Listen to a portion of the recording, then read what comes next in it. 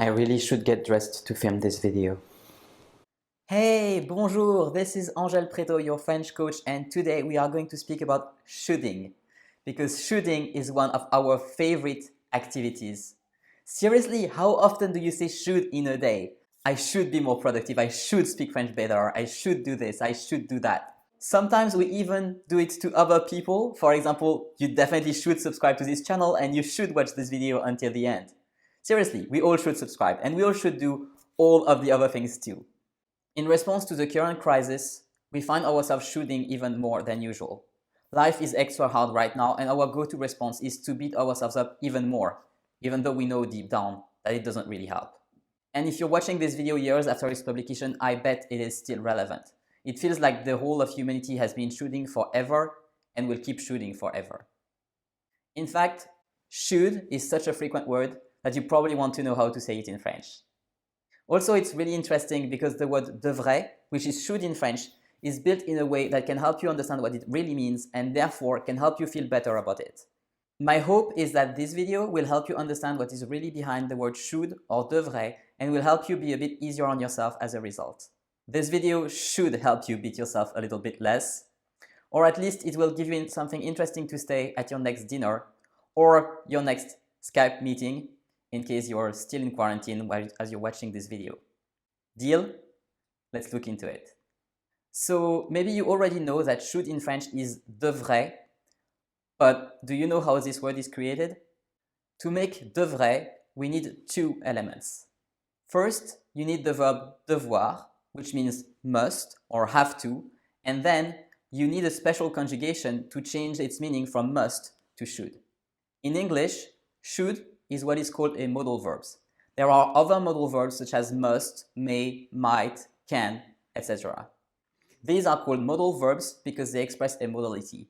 A modality is like a particular flavor that is given to another verb, if you will. For example, if you can do something, it's not the same thing as if you must do it or if you should do it.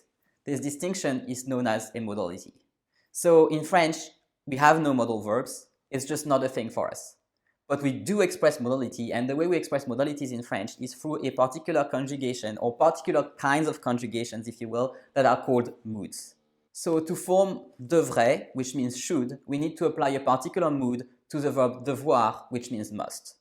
That particular mood is called conditionnel, or if you would say it in English, a conditional mood. We use the conditional mood to express what would happen in different conditions. So devoir, in its regular conjugation, the conjugation that's also known as indicative, it means must, but in conditional, it means should. So je dois is I must versus je devrais, that means I should. Now let's think for a moment about the implications of that. Conditionnel is the mood that we use to express what would happen in different conditions.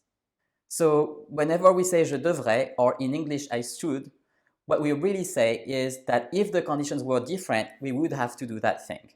So we acknowledge that the required conditions aren't met, and therefore, that particular thing isn't happening. That thing would happen if the conditions were different. So here is my question.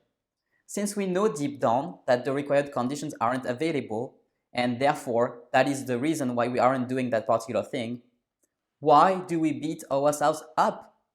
Wouldn't you rather stop beating yourself up and find a way to feel empowered to change the conditions instead? Let me show you how you can make that shift. By the way, if you like this way of explaining the French language and how to learn it, you will love the French Fluency Accelerator. It is an online program which allows you to learn the French skills that you need and to apply them in your real life with me as your sidekick and a global community of English-speaking French learners. I will put a link below for you to check it out. Now, I'm not saying that you should check it out because, as we just saw, should means that you would have to do it if the conditions were different. So instead, it's just something that you can do if you want. You can do it now, you can do it later, you might want to do it eventually.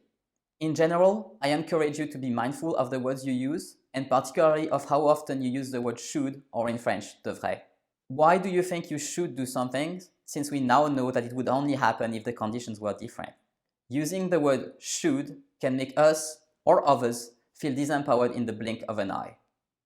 So maybe you would like to use a different word instead. Different words can make you feel completely different. How about not saying, I should really be speaking French better, but instead say, I want to speak French better.